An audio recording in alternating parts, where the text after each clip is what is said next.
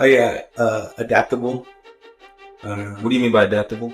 As in, you gotta adapt to the player, who the player is. But are you thinking about you or the players have to adapt? I'm adaptable. Oh, I've played with you. Every time you go on the pitch for practice, it's like, hey, we're giving it all. If the team isn't giving 100, you're gonna raise the temperature. You're gonna make sure it's not a waste of practice. I really do give it all, and but that's not just in soccer. It's like in literally everything that I do. You want to avoid those teams that sell you on those leagues, and you want to kind of focus on the leagues that have. This is Evo Toka.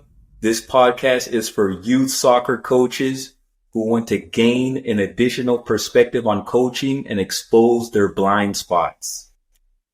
And today I have Ray. Ray, glad you joined us today.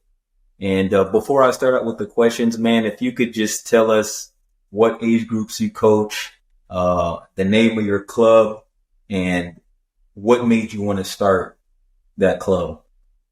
Yeah, so I'm the owner founder of the Paid Group.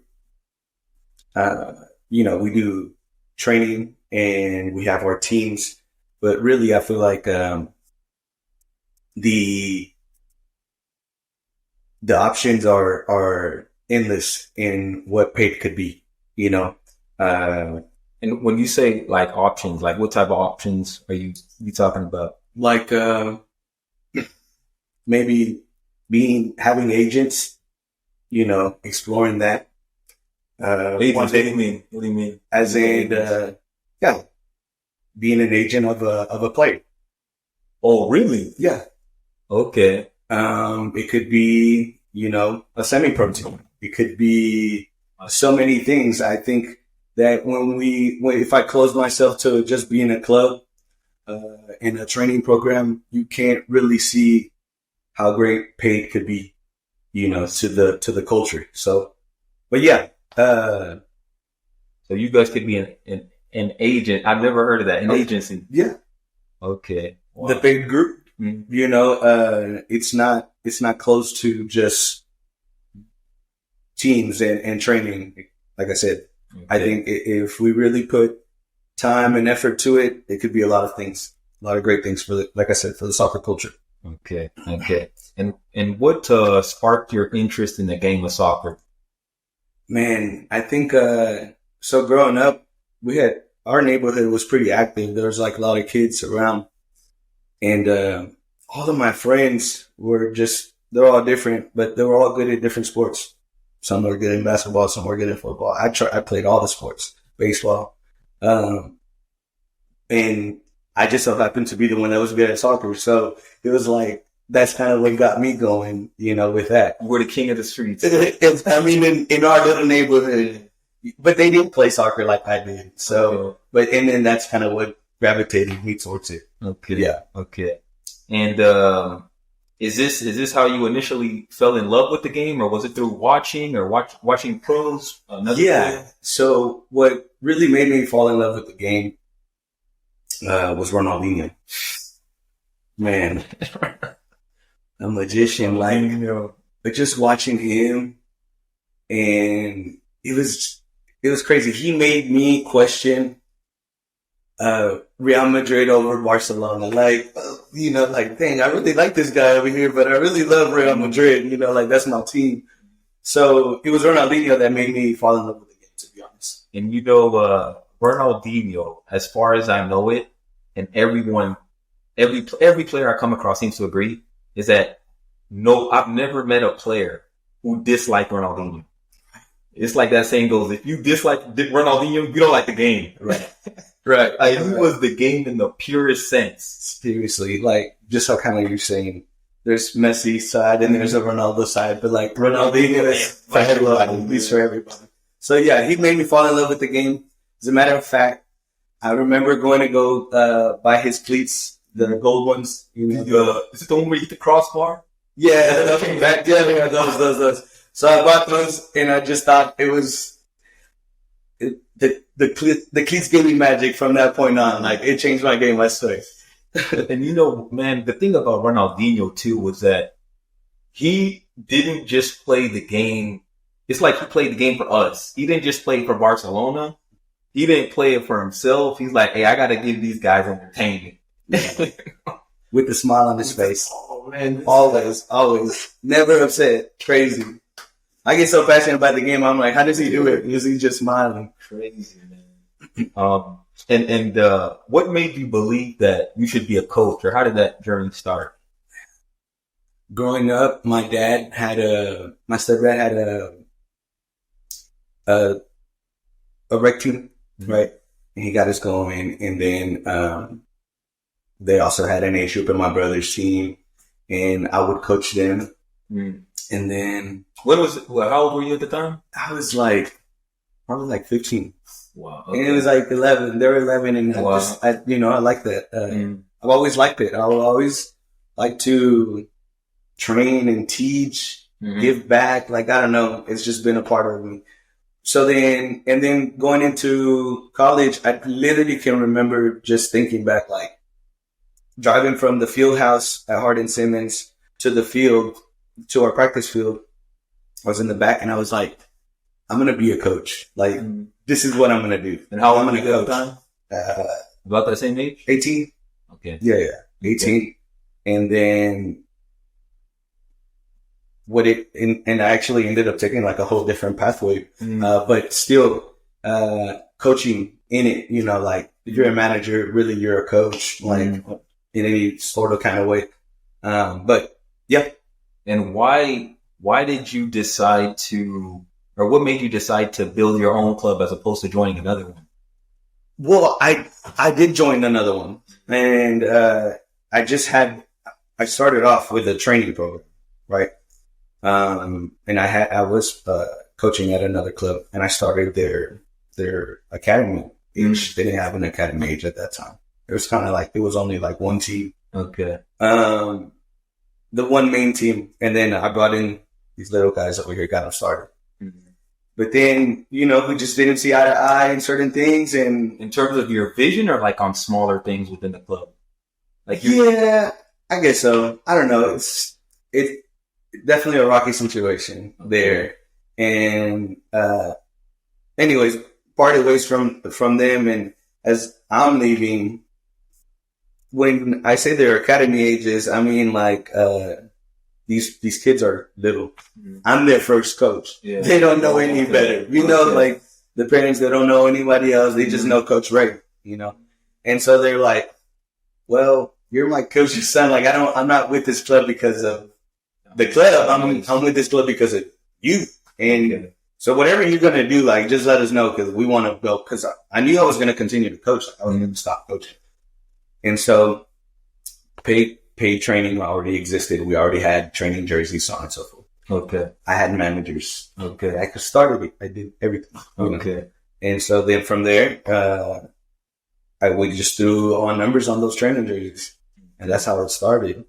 And then, you know, I shopped around. I looked places because I wanted to give these players a home. And I knew that I was going to get a coaching job. It was just a matter of where. Then I send out some information. Dude, I had so many teams call me. Like, and this is you wanting to merge with another club? Right. Okay. Giving these players a home, like an official home, like they were with me. But then as I'm sitting down with everybody, because I had sit downs, it was just like, I'm already doing this, you know, I've already started this. And it almost felt like they just kind of wanted me for more numbers. Yeah. And then teams. Yeah. And then you just get looked past after a certain amount of time. See, or they take your players or whatever it is. You know how it is. Big club problems. You know, that I don't have because I'm not a big club. So, but that's how it is.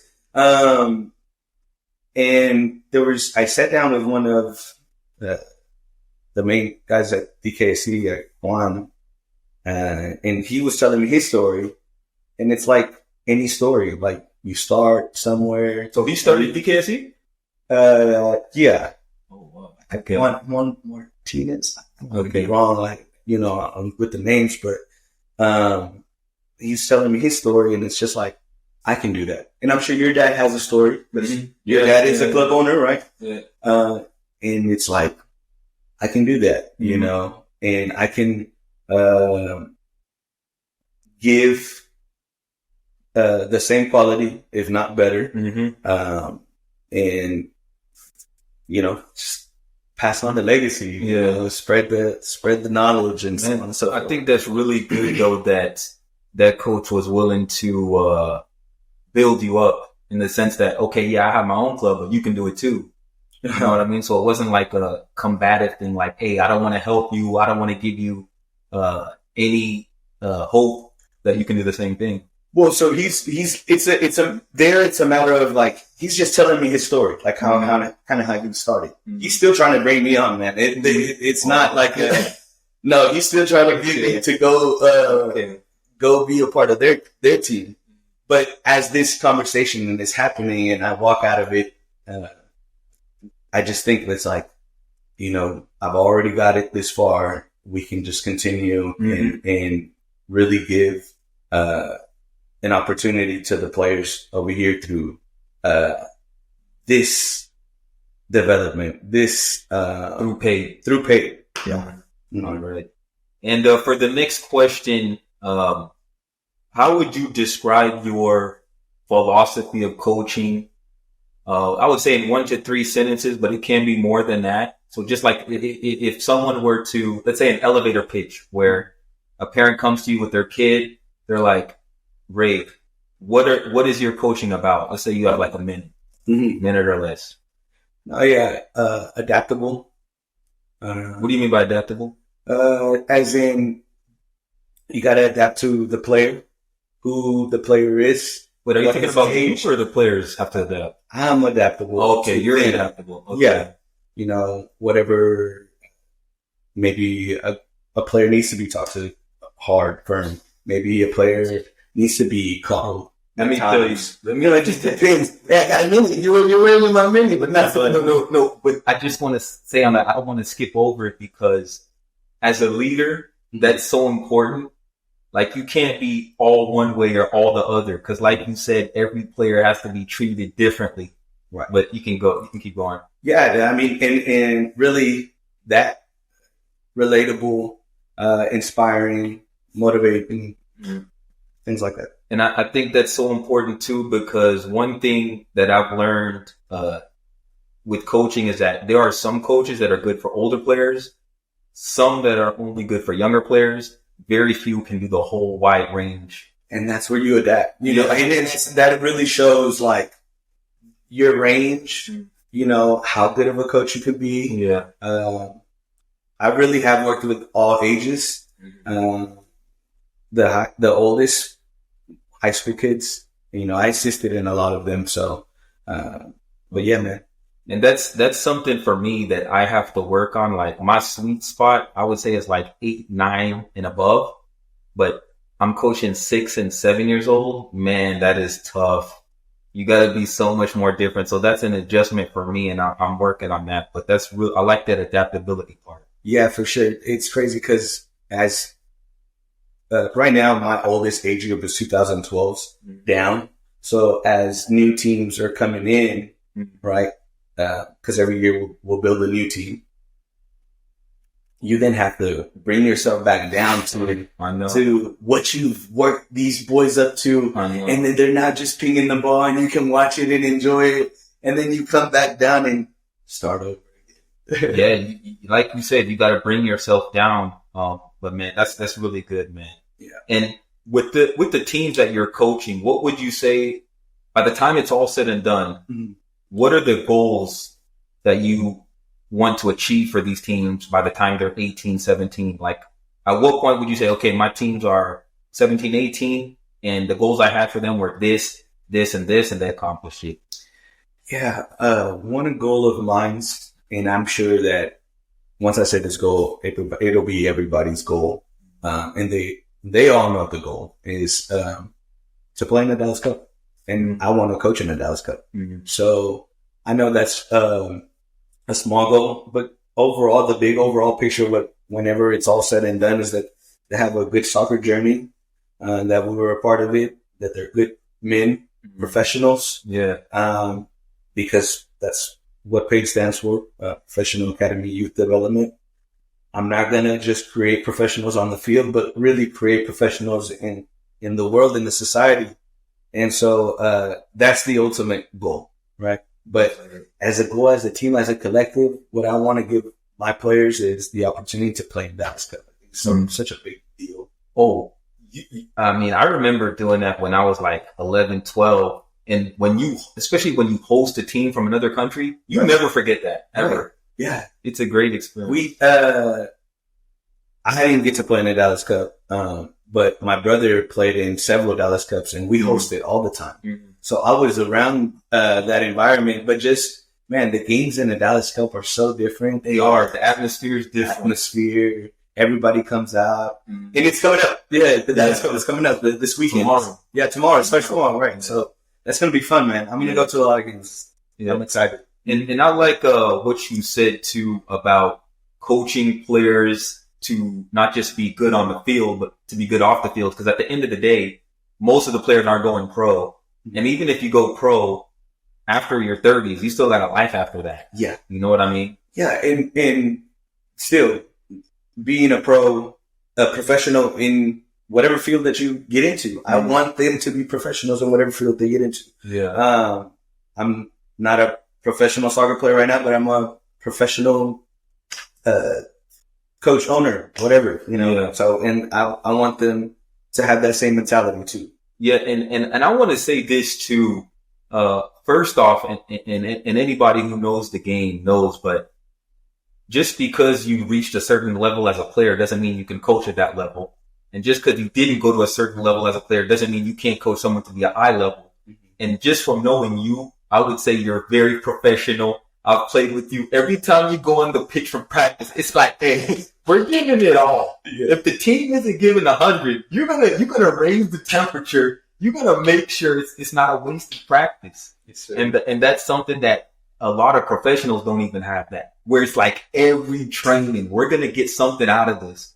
And that's a great mentality to have in terms of what your club stands for. Man, I'm so glad that you brought it up. I don't really talk about myself. Mm. It's not one of those things where I'm just like, hey, me, you know. But the fact that you're bringing it up, a teammate of mine, and you know how it is, I really do give it on. And but that's not just in soccer. Mm-hmm. That's like in literally everything that I do. If I'm not going to give you everything, I can't do it. It's impossible for you. Yeah. Like, man, it's impossible for you to do it. But I remember there was a training. It was a cold winter. A lot of people didn't come out, but I was on your side, and you were hard, and I loved it.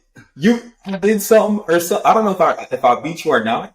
But after the ball went somewhere quick, you gave me a little shove. I was like, hey, I like listening to intensity. It was probably like our first practice, like together. Yeah. And so I always, you as a forward, me as a defender, like we like those one-on-one challenges, you know. And so, yeah, man, I bring it because you'll feel me. I like feel because you hold players accountable. So if someone else isn't holding their weight, you're gonna speak up and let them know, and then that raises everybody's level right there. But man, I love that, man. Very professional. Thank you. I really appreciate it. And you said you coach. The oldest team you have is 2012. Yeah, and then the youngest team is 2016.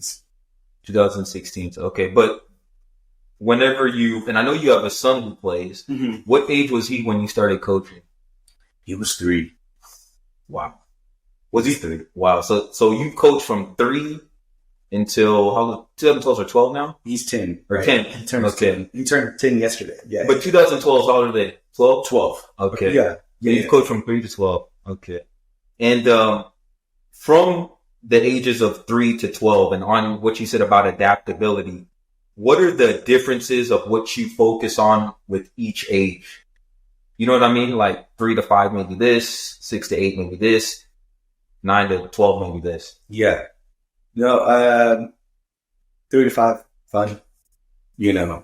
Just learn the motor skills. Like, just make it fun. Really, like real talk, just fun. And then Now, on that, I just want to ask you real quick. Do you put any emphasis on the specifics of the game itself? Like, let's say someone did something that wasn't correct. Would you say, hey, you should have done this or you should have done that? Or do you just not say anything at all? Or do you limit? So check this out. On 3, I'm not saying nothing. We're really just like playing one-on-ones.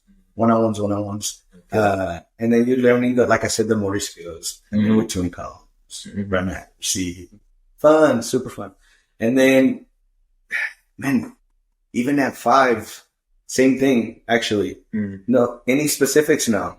Okay. Not yet. And past that? Past that, 5, we said 5 to 8, right? What did you say? Yeah, or 6 to 8. Just what you would do, really. I just gave some examples. Yeah, okay. No, yeah. We start focusing on the diamond. And what age was that? Is that when does academy start? I want to say 6. 6? 6 is when I started. Academy? Yeah. That age, I start working the diamond. So diamond, you mean, because it's 4v4. 4v4. So like position. Okay. Yeah. Okay. And anything else within that age group, or you wait until the next age group to emphasize something else? Possession. We're already passing at that time. Okay.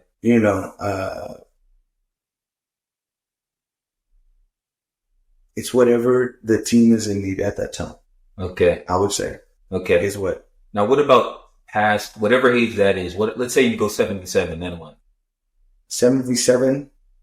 What is they're just learning the game with more players, but do we work what my philosophy is win the ball, keep the ball. Lose the ball, you get it back quick. So, but for the most part, we want to possess. And so we're already kind of introducing the diamond starts it all, and it brings you into the next thing. Like, seriously, I could get into it. We would need a long time, and I can break it down. But from that diamond and how I set it up, it introduces 77 easier. And then from 77, how I set it up, and introduces 99 easier. And it should all tie in all the way up to 11v11. And I want to break that down on the diamond, or that age group. So how long are your practices? An hour. So let's say within that hour, how do you break that down? Like first 10 minutes this, second 15 minutes this, like how do you break it down? Okay. So they'd come in, it would just be like a focus day. So, okay, guys, I'd show it on the board. This is what it looks like, the diamond. Okay. And this could be the very first time we're introducing them. So then I show it on the board and I tell them, this is the last man. Here's our wingers. That's the striker, right? And then I'll say, Billy, go on the field, step on the field, and go to the last man position. And then he goes over there. So now they have an understanding of where that is at because I'm showing it to them. They're going there. And then same thing with the wingers. Right, go to the right mid position. Go to the left mid position. They run out. Some kids will go random, just outside the field. I don't know. Yeah. And you just bring them in and you tell them where it's at on the board and where it's at on the field. And that's how you introduce it. And then we go over little things as the game is transpiring, like kick-ins, how do we set up off of a goal kick? What do I want? Because it'll introduce 7v7, So, but yeah, so then we'll go over the next thing, like as far as what I want out of a goal kick, right? So, yeah. And then they run it. I show it on the board first, and then they go out on the field and they do. Okay. Okay. And in terms of American youth soccer, this is going to cover not just your team, but just for the good of all youth American soccer. You could change one thing about the American culture for youth soccer, whether it's the lifestyle or whether it's the game itself, like in terms of what coaches do or the system within youth soccer, if you could choose one thing to improve the level of players and coaches, what would it be and why? I think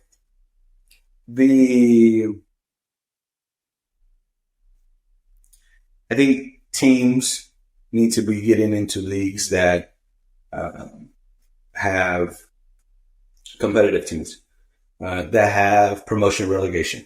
You know, Classic League does that. Now, what age groups are you talking about? Select once they get to select, so which is right now is the 2013s is the first eight, the youngest. Correct. So on up, but because in US, a lot of the times, just your net worth can get you a spot on a league. In a league, yes. You know what I'm saying? Yes. And so I would say that you want to avoid those teams that sell you on those leagues, and you want to kind of focus on the leagues that have promotion relegation, because it really brings out the competitive spirit. You really have to earn. You're not entitled. Yeah, you didn't buy the badge. Yeah. You know, you earned the badge.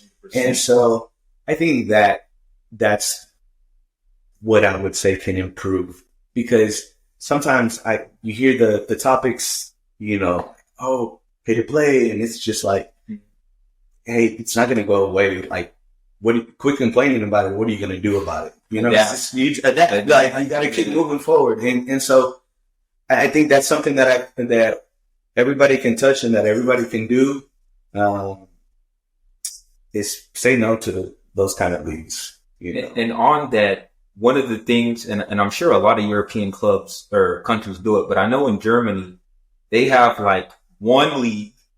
So many leagues. Yeah. So many leagues. It's one league, and then it's a ridiculous amount of leagues, but basically it's like a ladder. So there's no like sideways thing. That's you go up, you go down, all in one league. So I know in Germany they have that, and probably I'm sure in several other European countries, but yeah, obviously in the US, a lot of it, if when they do create separate leagues, it's okay, these teams are in this league no matter what. Even though another team may be better, the coach may be better, the players may be better. Yeah. If the relationship is not good, then, and that's what you're talking about in terms of you're not having the best teams actually compete with each other. I see. Right. Yeah. The best players, but you're not giving the best opportunity to the right player. And you know what? Something on that too is part of development for players is that you play the best players possible, because when you play the best competition week in, week out, they're going to expose what you're good at, what you're not good at. And I think that is a part of development is, and you said playing or putting players in places where they deserve to be there. But part of development is putting the top players and teams together so that they can expose their weaknesses. You learn, where can I improve? Where can I get better? As opposed to being delusional about, oh, we're winning all this game. Look at the league we won, but there's a team in another league that could beat you. But they could wipe the floor with you, but you have no idea because you were put in a league based on a relationship and not based off of who was actually better. Yeah, well, I mean, simple. It's not even a relationship. It's revenue. Like, if your club has more revenue, you'll be able to join those leagues. So, but it can be done. Yeah, it can be done. I can sit here and complain about, if I want to join that league, if I want to give it the value that I'm telling you that it's, it should be promotion or relegation. But if I want to give it the value in joining, I'll do it. It can be done, but I have to build revenue. Now you're saying this process can be done. Yeah. Okay. Yeah. Like, if I want to be a part of that league, I can do it as an independent. Now, when you say that, you're saying you could make that league a promotion relegation. No, I'm saying, like, if my goal was to play in that league, then you could get there if you wanted to. I can get there if I wanted to, but that's not my goal. And so, but promotion relegation is what's going to bring the best out of my players, you know, in my teams, in my parents, in our culture, you know, because once the players step out into the real world outside of soccer, they're going to have to compete. Oh, 100%. You know, and nobody's going to give them anything. 100%. They're not going to be able to buy themselves into anything unless they have that kind of money. But you don't ever start off with it, so you're going to have to figure it out, you know. So 100%. that's why I lean on or love, you know, what Classic League does, you know, because it is promotion relegation. You do have to earn it. And that's the kind of culture that I want to be a part of. Now, let me ask you this, though. And this is and I'll wrap it up with this, but do you think that is possible or impossible in the way U.S. soccer is set up? So it's just all about the people. And if we give like I said, if I value that league, right? Notice I don't even say their names. Yeah. Right? If I value that league, then then we're giving it the attention. We're feeding that revenue. We're feeding that, you know. But if we all come together and because I just want to bring it up, like when you were growing up, there was only Classic League. That's it. But then there was like the Academy League, like as in what's MLS Next now. But what was it called? MLS Next. No, but then when we were growing up, but the Academy for me, it came like my last year or 2 years, right? It was the very end. Yeah. But so those were the only two, and then it's either that or this, and that's it. Yeah. You know, and now it's like, and it's probably only going to grow. But I think though you said a good point is that teams not giving that power, because you know the league that they tried to do in Europe where they're like, we're going to choose, and I'm talking about the professional level. Yeah. They said, we're going to choose 10 teams, no promotion relegation, and it's their league. And everybody was like, no, we're not doing this. Yeah. The league didn't happen. Right. You know what I mean? So yeah. Is that kind of what you're talking about? Yeah. So basically what I'm saying, is it achievable? Yes. As long as we all come together and know what is the real value, you know, where we should be going to. And I really do see it. Like, I think promotion relegation leagues, which is Classic League right now, and then, you know, that MLS Next stuff, leave it to the pros. Like, the only teams that should be MLS Next is FC Dallas. Outside of that, it's like, hey, this is the only MLS team. It's only what it can be. Yeah. You know? Yeah. And if we do it like that, I think we create a very competitive culture. And it will only have. So then, you know how, like, I would say that I believe overseas, soccer is free in some countries, right? It's very cheap. I was reading an article at PSG. I want to say for the whole year, it's like a couple $100. Yeah. And I do believe that, you know, soccer should be free for the elites. Yeah. The best of the best. So I want to say that FC Dallas does take care of their academy. The top team, I'm sure. The top team, 100%. Right. Sure. So you want your soccer to be free, you got to be one of the best. Yeah. And then it goes back to competing, you know. So if we just funnel to that one, you know, now we're going to have the best of the best. But we have to funnel to a lot of different places. You know? Yeah. Anyways, Ray, man, I'm very thankful that you were able to join and give us a lot of insight and a lot of the things you said. I learned a lot. Gave me a lot of insightful information, and I'm sure a lot of other coaches will take the same thing from it. But I really appreciate you coming on, man. Any last words you want to say? Yeah, man, I just appreciate you having me.